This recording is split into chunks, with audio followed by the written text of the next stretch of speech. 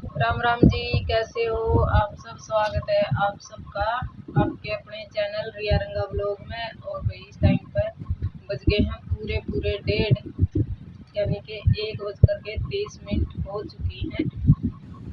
तो बस ही मैं नहा धो करके तैयार हो चुकी हूँ। और भाई ये है मेरा फाइनली लुक। और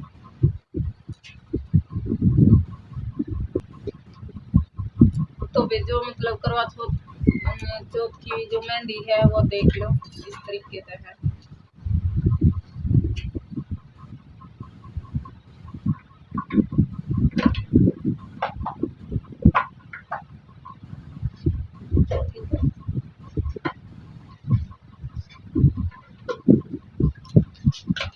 तो आप सबने हैप्पी हैप्पी करवा चौथ आपके जीवन में ढेरों खुशियाँ लेकर के आए, यही कामना करते हुए हम लोग की शुरुआत कर दी है। तो दोनों पति पत्नी का प्यार हमेशा के लिए बना रही। और मैं जो करवा चौथ खातर जो सूट आया था ना वो मेरा सिमड़ पाया नहीं। तो फिर मैं चलो यो सूट है ना मैंने मतलब सिला है। कुर्ता तो मैंने कई दिन का सिल रखा था, लेकिन है इसी बनी कुर्ता सिला हुआ था और सूट सिल कौन रहा था। तो यो भी मैंने आज से कंप्लीट कराया है। ये मतलब इसकी बॉटम आज से सिमी है। तो फिर मैं चलो आज इससे पैर लेवांगे। और रहा वो जो करवा चौथ का मन दिखाई थी शॉपिंग में, उसने जो 8 का जो बर्ता होगा, यानी कि उसका कमोइया के बर्तन है सीम का मैं पैर लूंगी। इतना मैं कोशिश करूंगी उसने सील ले, ताकि कमोइया के बर्तन में पैर के दिखा दे वो भी सूट आपने। तो बस बालक भी नुआ दिए हैं। तो वे उरे मैं अपना लागी थी तैयार होने खातर, क्योंकि मैंने जाना था कहानी सुनन खातर। तो फिर मैं चलो अपने जो जल्दी सी फटाफट तैयार तैयार हो जाऊं हूँ। और वे मैंने साड़ी सूड़ी बांधी को नहीं, क्योंकि कमेंट भी आ रहे थे कि बेबे आप साड़ी बांधोगे आक भाई वैसे सूट में कहानी कहानी सुनकाओगे के कुछ करोगे। तो जो भी था मैंने आप लोगों के साथ में शेयर कर दिया है, क्योंकि मैंने दुकान पर जाना था। तो इस वजह तो फिर है ना बाजार में जाऊं तो फिर थोड़ा सा मैंने अच्छा सा ना लगता, यानी कि साड़ी सूड़ी में मैं कितने बार कम में लिकड़ा करूं। तो इस वजह से तो फिर मैं कहा चलो कोई ना सूटे डाल ले। हाँ शाम के टाइम देखेंगे। फिर शाम के टाइम पर भी मतलब हो को नहीं पाया था वो सब। तो बस मैं अपना उरे मैंने अपनी जो चूड़ा चाड़ा था वो पहन लिया है। और जो लिपा पोती का जो काम है ना वो चल रहा है।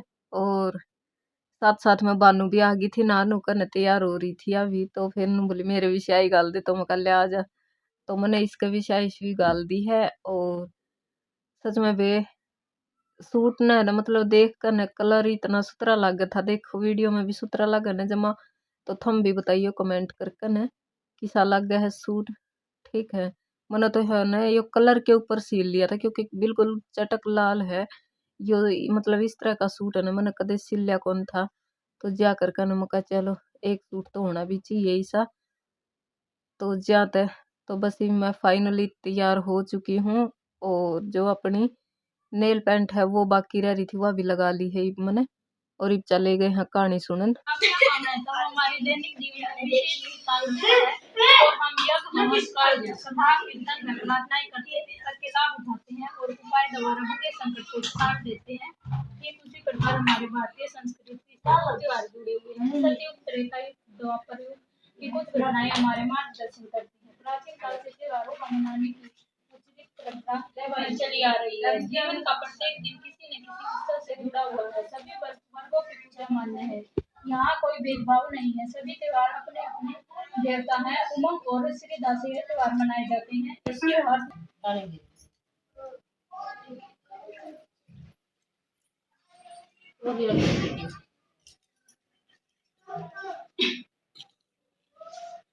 जो क्या तो इस दिन निर्जला व्रत रखना चाहिए। रात्रि में चंद्रमा निकलने पर उसे अर्घ्य देकर और पति से आशीर्वाद लेकर व्रत रखें। और एक पलटे पर जल से भरा लोटा रखें। मिट्टी से बने एक करवे में गेहूं और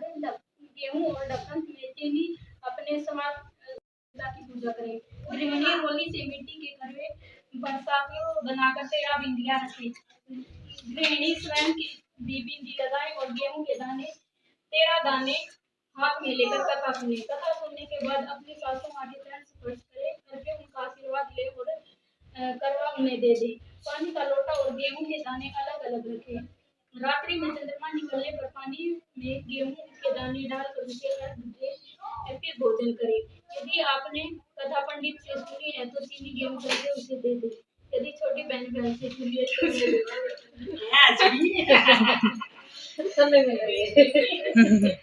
तो पंडित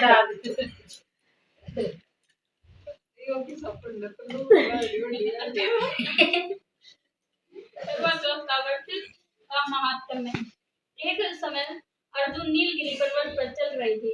उस समय द्रौपदी ने अपने मन में विचार किया कि यहाँ अनेक प्रकार के विघ्न उपस्थित हैं और अर्जुन में है नहीं, मैं क्या करूं? यह विचार कर द्रौपदी ने भगवान कृष्ण जी का ध्यान किया। भगवान के पधारने पर उन्हें हाथ जोड़कर प्रार्थना की, हे भगवान, इस प्रकार के विघ्नों की शांति का कोई सरल उपाय हो तो बताइए। यह सुनकर श्री कृष्ण बोले, एक समय पार्वती ने ऐसा प्रश्न किया था जिसके उत्तर में शिव जी ने उनको सर्व विघ्न विनाशक करवा चौथ का व्रत बतलाया था। इस कारण हे द्रौपदी, यदि तुम भी करवा चौथ के व्रत को विधि पूर्वक करोगी तो स्वर्ग विघ्नों का नाश होगा। सूत जी ने कहा है कि जब द्रौपदी ने करवा चौथ व्रत का आचरण किया तब महाभारत के युद्ध के कौरवों की पराजय होकर पांडवों की विजय हुई। इस प्रकार स्त्रियों को करवा चौथ का व्रत करना चाहिए। करवा चौथ व्रत कथा। एक गांव में एक जमींदार का परिवार रहता था। उनकी पुत्री और 7 पुत्र थे। करवा चौथ के दिन जमींदार की पत्नी बेटी बहू ने व्रत रखा। जब शाम को जमींदार के भोजन करने लगे तो उन्होंने अपनी बहन से भोजन करने के लिए कहा। बहन बोली, भाई अभी चंद्रमा नहीं निकला है, मैं चंद्रमा के निकलने पर अर्घ देकर ही भोजन करूंगी। सभी भाइयों ने गांव के बाहर जाकर अग्नि जला दी और छलनी ले जाकर उसमें प्रकाश दिखाते हुए बहन से कहा, बहन देखो चंद्रमा निकल आया है, अर्घ देकर खाना खा लो। प्रकाश देखकर बहन अपनी भाभियों को बुला लाई कि तुम भी चंद्रमा को अर्घ दे दो, किंतु वे पत्नियों की करतूत जानती थी। उनके पतियों की करतूत जानती थी। उन्होंने कहा, नंदन जी, अभी चांद नहीं निकला है, तुम्हारे भाई तुम्हें चालाकी करते हुए अग्नि का प्रकाश छलनी से दिखा रहे हैं। किंतु बहन ने अपने भाइयों की बात का अनसुना कर दिया और भाइयों द्वारा दिखाए गए प्रकाश को ही चंद्रमा जानकर अर्घ देकर खाना खा लिया। इस प्रकार व्रत भंग होने से गणेश जी उससे रुष्ट हो गए। इसके बाद उसका पति सख्त बीमार हो गया और जो उस घर में था उसकी बीमारी में लग गया। जमींदार की पुत्री को जब अपने दोस्त का पता चला तो वह पश्चाताप से भर उठी। गणेश जी ने क्षमा प्रार्थना करने के बाद उसे पुनः विधि विधान से चतुर्थी का व्रत करना शुरू कर दिया और सिर्फ भक्ति सहित कर्म का देखकर गणेश जी ने उसको समाप्त कर दिया और उससे प्रसन्न हो गए। उन्होंने उसके पति को जीवन दान दे उसे बीमारियों से मुक्त करने का पश्चात धन संपत्ति से युक्त कर दिया। करवा चौथ का उद्यापन।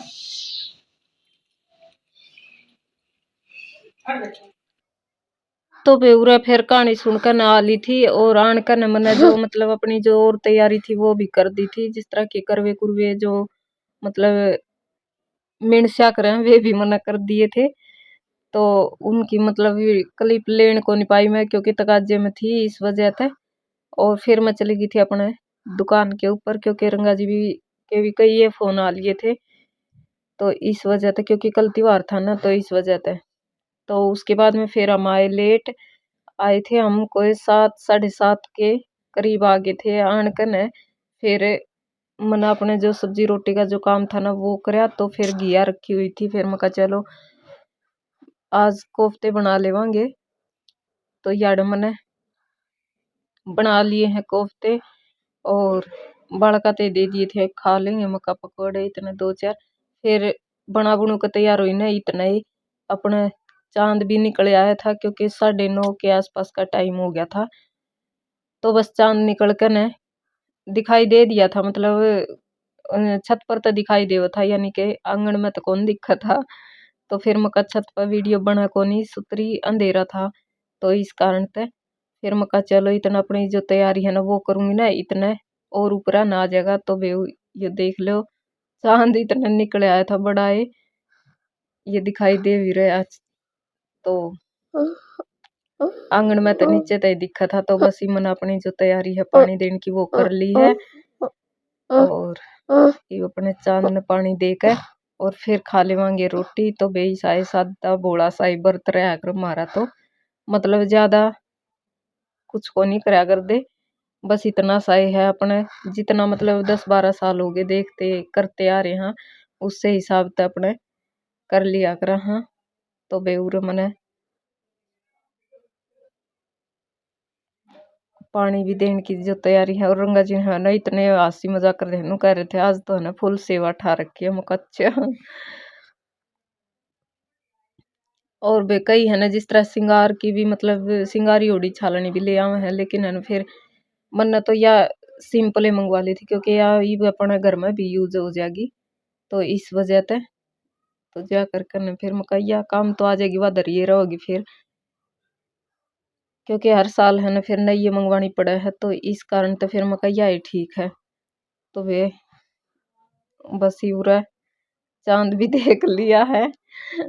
और वे आज का ब्लॉग किसा लग था हमने जरूर बताइए कमेंट करके ने, ठीक है ना। और जो भी बहन वीडियो पावे कमेंट जरूर छोड़ कर जाइयो, क्योंकि उस तरह ना थोड़ा सा नु हो जाए हाँ भाई ये बंदा वीडियो पे आया है, ठीक है। तो बेबस ही अपने खा लेवांगे रोटी राटी। और है ना ये जिस तरह मतलब आथा में है ना घने घने चूड़ा मतलब कई कई दिना में पैरन तो उड़गत सी आवे इनते। तो बस ही ने भी अपना उतार दूंगी मैं, क्योंकि मन है ना सुहाया बहुते बहुते कम करे।